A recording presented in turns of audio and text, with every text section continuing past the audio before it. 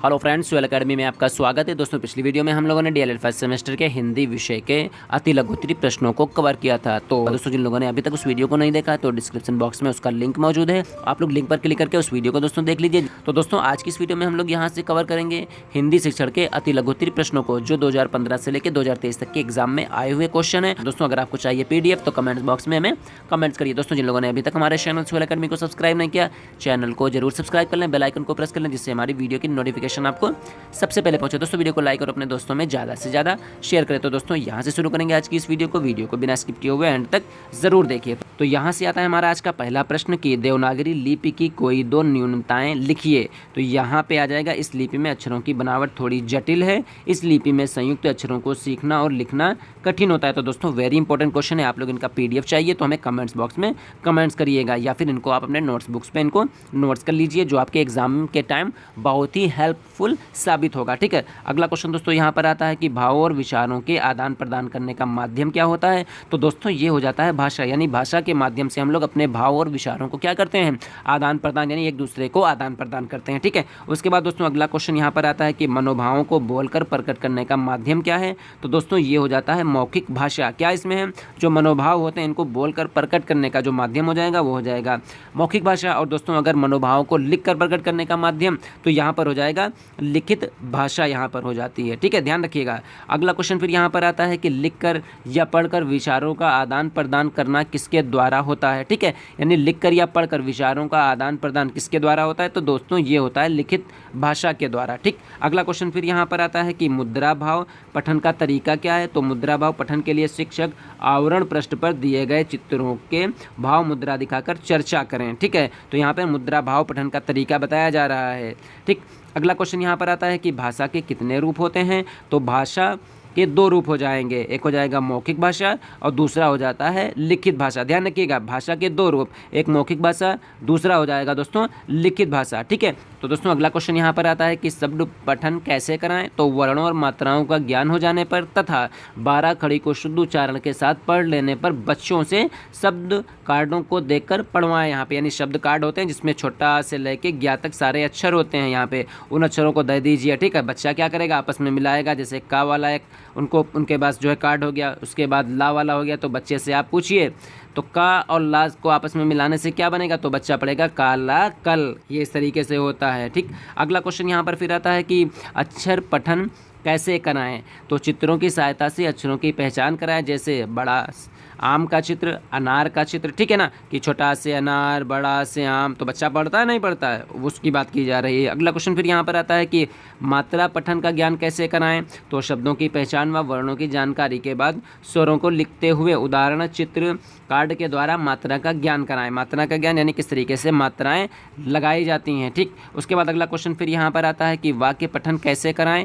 तो पृथक पृथक लिखे हुए शब्द कार्डों को जोड़कर वाक्य पठन कराएं। यहाँ पे जैसे कि जल एक में लिखा है कार्ड पे, दूसरे पर लिखा है भर, इन दोनों को आपस में क्या हो जाएगा, बच्चे मिला के जल भर। ठीक है, यहाँ पे आ जाएगा, एक पर लिखा हुआ है फल, दूसरे कार्ड पर लिखा हुआ है चख, तो बच्चे क्या पढ़ेंगे, फल चख, इस तरीके से हो जाएगा। ध्यान रखिएगा, इससे वाक्य पठन अच्छा हो जाता है उनका। ठीक, उसके बाद अगला क्वेश्चन यहाँ पर फिर आता है कि कविता पठन कैसे कराना चाहिए। तो बच्चों को कविता सुनाएं, उन्हें सुनाते समय उंगली रखवाएं और पढ़ने को कहें। यानी बच्चे को जब कविता आप सुनाएंगे तो बच्चे से क्या कहेंगे, जो किताब होगी उस किताब पर उंगली रखवाएं और पढ़ने को कहेंगे, तो बच्चा क्या होगा, धीरे धीरे वो सीख जाएगा यहाँ पे। ठीक है, अगला क्वेश्चन फिर यहाँ पर आता है कि भाषा किसे कहते हैं। तो देखिए, जो बातें एक दूसरे से बोलकर या लिखकर समझी व समझाई जाती हैं वो होती है भाषा। ठीक है, याद रखिएगा दोस्तों।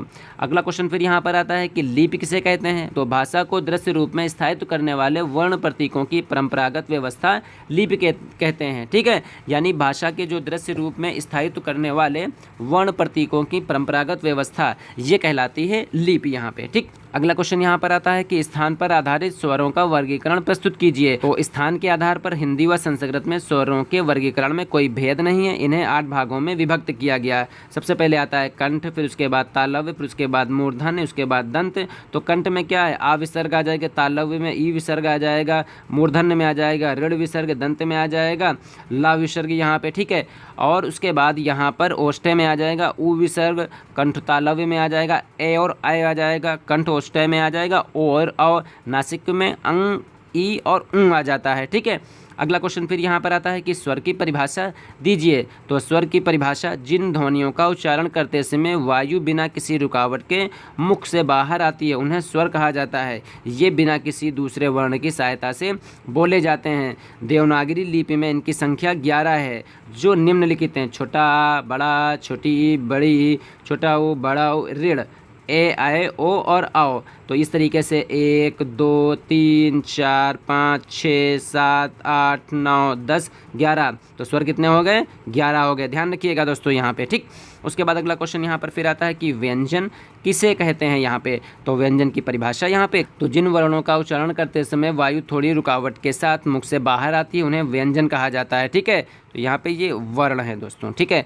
जिन वर्णों का उच्चारण करते समय वायु थोड़ी रुकावट के साथ मुख से बाहर आती है उन्हें व्यंजन कहा जाता है। इन वर्णों का उच्चारण स्वरों के बिना नहीं किया जा सकता, यानी जिन वर्णों का उच्चारण स्वतंत्र रूप से ना होकर स्वरों की सहायता से होता है उन्हें व्यंजन कहते हैं, ठीक। उसके बाद अगला क्वेश्चन यहाँ पर आता है कि दीर्घ स्वर किसे कहते हैं। तो जिन स्वरों के उच्चारण में ह्रस्व स्वरों से दुगना समय लगता है उन्हें दीर्घ स्वर कहते हैं। जैसे बड़ा, बड़ी, बड़ाऊ, ऐ, आओ, आओ, ये क्या हो जाएंगे, ये दीर्घ स्वर के उदाहरण हो जाएंगे, ठीक है। यानी इसमें क्या होता है, दूना समय, ह्रस्व स्वर से इसमें दूना समय लगता है, ठीक। उसके बाद अगला क्वेश्चन फिर यहाँ पर आता है कि ओ और औ किस प्रकार के वर्ण हैं। तो ओ और औ ये अनुनासिक स्वर के वर्ण हैं। अगला क्वेश्चन, ह्रस्व स्वर किसे कहते हैं। तो जिन स्वरों के उच्चारण में कम से कम समय लगता है उन्हें ह्रस्व स्वर कहते हैं। ये 4 होते हैं, ठीक। ध्यान रखिएगा, ह्रस्व स्वरों की संख्या है 4। छोटा, छोटी ई, छोटा ऊ और ऋण, यहाँ पे ये ह्रस्व स्वर हैं। तो वेरी इंपॉर्टेंट दोस्तों क्वेश्चन है ये, ठीक। अगला क्वेश्चन यहाँ पर फिर आता है कि र वर्ण कितने प्रकार से लिखते हैं, उदाहरण सहित आपको स्पष्ट करना है। तो र वर्ण को 2 प्रकार से लिख सकते हैं, जैसे पुनर्जन्म, ये इस तरीके से होता है, ठीक है। देखिए यहाँ पे पुनर्जन्म लिखा, ग्रहण, तो इसको ग्रहण को इस तरीके से लिख सकते हैं, ठीक। अगला क्वेश्चन आता है कि विलोम शब्द किसे कहते हैं। तो जो शब्द एक दूसरे के विपरीत अर्थ बताते हैं उन्हें विलोम शब्द कहते हैं। जैसे दिन और रात, है ना, आजकल, अग्र, पश्चात, हंसना, रोना आदि, यानी विलोम हो जाता है, एक दूसरे के विपरीत यानी अपोजिट होते हैं, ठीक है, उनको विलोम शब्द कहते हैं। तो दोस्तों आपके एग्जाम में विलोम शब्द ज़रूर आता है। फिर उसके बाद दोस्तों समानार्थी शब्द किसे कहते हैं। तो समानार्थी शब्द भी आप समझिए क्या होता है, आप याद कर लीजिएगा। समानार्थी शब्दों से आप क्या समझते हैं। अथवा इस तरीके से पूछा जा सकता है कि आकाश शब्द के 4 पर्यायवाची शब्द लिखिए। तो यहाँ पर आकाश दिया आपसे एग्जाम में, यहाँ पर आपसे वायु का पूछ सकते हैं, ठीक है। उसके बाद यहाँ पे जो है आपसे पूछ लें रात्रि का जो है 4 पर्यायवाची शब्द लिखिए। तो सबसे पहले आप समझिए कि समानार्थी शब्द क्या होते हैं। तो समान अर्थ का बोध कराने वाले शब्दों को समानार्थी या पर्यायवाची शब्द कहा जाता है। यानी समानार्थी शब्द और पर्यायवाची शब्द एक ही हैं। समानार्थी का अर्थ होता है समान अर्थ प्रकट करने वाला। चूँकि पर्यायवाची या समानार्थक शब्दों का प्रयोग सामान्यतः एक दूसरे के स्थान पर किया जा सकता है, इसलिए इनको प्रतिशब्द भी कहा जाता है। देखिए एक चीज़ और मिली यहाँ पे, प्रतिशब्द। तो समानार्थी, पर्यायवाची, प्रतिशब्द ये तीनों एक ही हैं, ठीक है। जैसे आकाश का यहाँ पर पर्यायवाची हो जाएगा दोस्तों नभ, गगन, नभ हो गया, गगन, अंबर हो गया, शून्य हो गया और व्योम हो गया, ये आकाश के पर्यायवाची यहाँ पर हो गए। सूर्य जैसे हो गया, सूर्य का हो जाएगा दिनकर, दिवाकर, आदित्य, ठीक। तो ये हो जाते हैं समानार्थी शब्द, पर्यायवाची शब्द या प्रतिशब्द यहाँ पर हो जाएंगे, ठीक। ध्यान रखिएगा दोस्तों सब एक ही हैं। अगला यहाँ पर क्वेश्चन आता है कि तुकांत शब्द क्या होते हैं। तो हिंदी भाषा में तुकांत शब्द तुकबंदी के काम आते हैं। इनके उच्चारण में तुकबंदी की प्रधानता रहती है, यानी इनके उच्चारण की दृष्टि से सभी शब्दों में अक्षरों और स्वरों की किसी भी प्रकार भी एकरूपता रहती है, जिससे इनका उच्चारण छंदबद्ध हो जाता है। जैसे मंतर, अंतर, अंदर, बंदर, रुष्ट, पुष्ट, दुष्ट, ठीक है। तो ये क्या होते हैं, ये हो जाते हैं तुकांत शब्द यहाँ पे, ठीक है। तो ध्यान रखिएगा दोस्तों। अगला क्वेश्चन फिर यहाँ पर आता है कि एकार्थी शब्द किसे कहते हैं। तो एकार्थी शब्द वे कहलाते हैं जिनका वाच्यार्थ एक ही होता है। व्यक्तिवाचक संज्ञाएं, स्थानों के नाम आदि इसी श्रेणी में आते हैं, यानी एक अर्थी शब्द होते हैं, यानी उनसे एक ही अर्थ प्रकट होता है। ठीक, उसके बाद अगला क्वेश्चन फिर यहाँ पर आता है कि अनेकार्थी शब्द किसे कहते हैं। ठीक, तो भाषा में अनेक शब्द ऐसे होते हैं जिनके एक से अधिक अर्थ होते हैं। ये शब्द प्रसंग बदलने पर अलग अलग अर्थ देते हैं। जैसे कल शब्द का अर्थ है पिछला दिन, ठीक, अगला दिन, शोर, मशीन आदि। ठीक, यानी कल शब्द जो होता है इसका अर्थ होता है पिछला दिन भी होता है, अगला दिन भी होता है, ठीक है, शोर भी होता है, कहीं कल की आवाज़ आ रही है, ठीक है, मशीन भी यहाँ पर होता है, कहते हैं कल कारखाने यहाँ पे, ठीक है। तो ये तरीके से ये हो जाते हैं अनेकार्थी शब्द। तो भाषा में अनेक शब्द ऐसे होते हैं जिनके एक से अधिक अर्थ होते हैं। ये शब्द प्रसंग बदलने पर अपना अलग अलग अर्थ प्रकट करेंगे। ठीक, समझिए यहाँ पे जैसे जो ये कल है इसका अर्थ हो जाएगा पिछला दिन, ठीक, अगला दिन, इस कल का एक अर्थ और निकलता है शोर निकलता है, फिर उसके बाद इसी कल का एक अर्थ और निकलता है मशीन, ठीक है। उसके बाद यहाँ पर जो उपचार होता है, ठीक है, तो उपचार का एक अर्थ निकलता है सेवा, इलाज, निवारण भी होता है, ठीक है। उसके बाद अगला क्वेश्चन यहाँ पर समरूपी भिन्नार्थक शब्द क्या हैं। तो कुछ शब्द उपचार की दृष्टि से इतने मिलते जुलते हैं कि प्रयोगकर्ता उन्हें एक ही मान बैठते हैं, जबकि उनका अर्थ एक दूसरे से पूर्णतः भिन्न होता है। हिंदी में इस प्रकार के समरूपी भिन्नार्थक शब्द निम्नलिखित हैं। तो यहाँ पे अंश दिया है, इसका अर्थ होता है भाग, यहाँ पे अंश दिया है, कंधा हो जाता है इसका अर्थ, यहाँ पे अजर, इसका जड़ होता है, अजीर का हो जाता है शीघ्र, ठीक, अति का हो जाता है अर्थ बहुत, और इति का होता है समाप्त। तो ध्यान रखिएगा ये जो शब्द होते हैं, ठीक है, ये भिन्नार्थक शब्द यानी भिन्न भिन्न अर्थ प्रकट करते हैं। ठीक, उसके बाद अगला क्वेश्चन यहाँ पर आता है कि अंक, अनादि तथा दैत्य के पर्यायवाची शब्द लिखिए। ठीक है, तो यहाँ पे अंक जो है इसका अर्थ हो जाएगा संख्या, अनादि का जो पर्यायवाची हो जाएगा आदि, और दैत्य का पर्यायवाची हो जाएगा दोस्तों राक्षस यहाँ पे। ठीक है, उसके बाद अगला क्वेश्चन यहाँ पर फिर आता है कि सूरज तथा कीर्ति के पर्यायवाची शब्द लिखिए। तो सूर्य का पर्यायवाची यानी सूरज का पर्यायवाची हो जाएगा भास्कर, और इस कृति का पर्यायवाची हो जाएगा यश यहाँ पे। ठीक है, तो कभी कभी प्रश्न इस तरीके से पूछ लेते हैं, आपको 2 शब्द दे देंगे, पर्यायवाची आपसे पूछ लेंगे, कभी कभी 1 शब्द दे के उनसे 4 पर्यायवाची पूछे जा सकते हैं। अगला क्वेश्चन कि अनभिज्ञ और मुक्त शब्द का क्रमशः विलोम शब्द लिखिए। तो यहाँ पर आपको अनभिज्ञ का विलोम बताना है और मुक्त शब्द का विलोम बताना है। तो अनभिज्ञ का हो जाएगा भिग हो जाएगा, और मुक्त का हो जाएगा दोस्तों यहाँ पे बंधन, यहाँ पे विलोम शब्द आपको इसी तरीके से लिखना है, आपका आंसर राइट हो जाएगा, आपको पूरा 1 नंबर मिल जाएगा। ठीक है, अगला क्वेश्चन यहाँ पर आता है कि अर्वाचीन और उचित का क्रमशः विलोम लिखिए। तो यहाँ पे अर्वाचीन का विलोम हो जाएगा प्राचीन, ध्यान रखिएगा, और उचित का विलोम हो जाएगा अनुचित। ठीक, तो दोस्तों इस तरीके से कभी कभी क्वेश्चन आते हैं बहुत ही सरल, और आप अच्छे से इनको करिएगा। अगर कंफ्यूज हुए तो नंबर आपका चला जाएगा।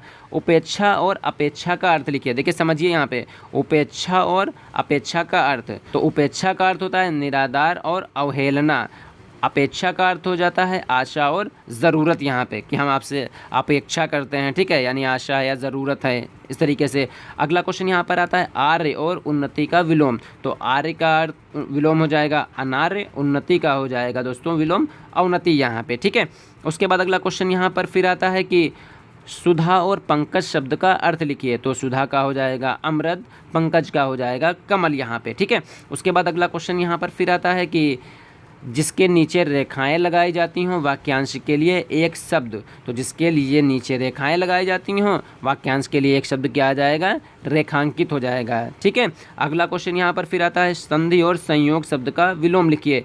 तो संधि का हो जाएगा विलोम विग्रह, संयोग का हो जाएगा विलोम वियोग हो जाएगा। ठीक, उसके बाद अगला क्वेश्चन यहाँ पर फिर आता है कि विराम चिन्ह क्या होते हैं, अथवा विराम चिन्ह का आशय स्पष्ट कीजिए। यानी विराम चिन्ह किसे कहते हैं, आपसे ये पूछा जा रहा है। ठीक है, तो भाषा को लिखित रूप में उक्त ठहरने के स्थान पर या वाक्य के भाग में परिवर्तन लाने के लिए जिन चिन्हों का प्रयोग किया जाता है उन्हें विराम चिन्ह कहते हैं। ठीक, अगला क्वेश्चन आता है कि विस्मयादि बोधक चिन्ह को किस प्रकार प्रकट करते हैं। तो विस्मयादि बोधक चिन्ह को ये इसका जो है सिंबल यहाँ पर होता है, इस निशान से प्रकट करते हैं। जैसे अरे वाह तुम आ गए, तो जैसे लिखा है अरे, ये विस्मयादि बोधक का चिन्ह हो गया, और जैसे लिख दिया वाह तुम आ गए, या फिर अरे, ठीक है, अरे वह मर गया। तो ये जो होते हैं ये यहाँ से लेके ये इस तरीके से समझिए, ये वाला इसके नीचे ये जो लगता है पॉइंट यहाँ पे बिंदु, ठीक है। तो ये हो जाता है दोस्तों विस्मयादि बोधक चिन्ह, ठीक। अगला क्वेश्चन यहाँ पर आता है कि अवतरण चिन्ह की परिभाषा लिखिए। तो किसी महत्वपूर्ण कथन को ज्यों का त्यों लिखने के लिए जिस संकेत चिन्ह का प्रयोग किया जाता है उसे अवतरण चिन्ह कहते हैं। इस चिन्ह को उद्धरण चिन्ह या अपविराम चिन्ह के नाम से भी जाना जाता है। अगला क्वेश्चन फिर यहाँ पर आता है कि निर्देशक चिन्ह का प्रयोग कब किया जाता है। तो निर्देशक चिन्ह यानी जो डैश है इसका प्रयोग विषय विवाद संबंधी प्रत्येक शीर्षक के आगे, उदाहरण के पश्चात, कथोपकथन के नाम के आगे ये किया जाता है, ठीक है। इसका यूज़ किया जा रहा है, ठीक है। अगला क्वेश्चन यहाँ पर फिर आता है कि विराम चिन्हों का प्रयोग क्यों किया जाता है। तो भाषा में लेखन की शुद्धता के लिए विराम चिन्हों का बहुत महत्व है। इनसे वक्ता या लेखक को अपने भावों और विचारों को स्पष्ट करने में आसानी होती है। इनके प्रयोग से अर्थ का अनर्थ नहीं होने पाता। साथ ही यदि विराम चिन्ह का वाक्य में सही से प्रयोग ना किया जाए तो भी वाक्य अर्थहीन और अस्पष्ट या फिर एक दूसरे के विपरीत हो जाते हैं, ठीक। उसके बाद अगला क्वेश्चन फिर यहाँ पर आता है कि हिंदी में कितने विराम चिन्हों का प्रयोग किया जाता है। तो हिंदी में 11 विराम चिन्हों का प्रयोग किया जाएगा। अगला क्वेश्चन यहाँ पर आता है कि अर्ध विराम का प्रयोग कब किया जाता है। तो जहाँ पूर्ण विराम की अपेक्षा कम परंतु अल्प विराम की अपेक्षा अधिक विराम लेते हैं वहाँ अर्ध विराम का प्रयोग किया जाता है, ठीक है।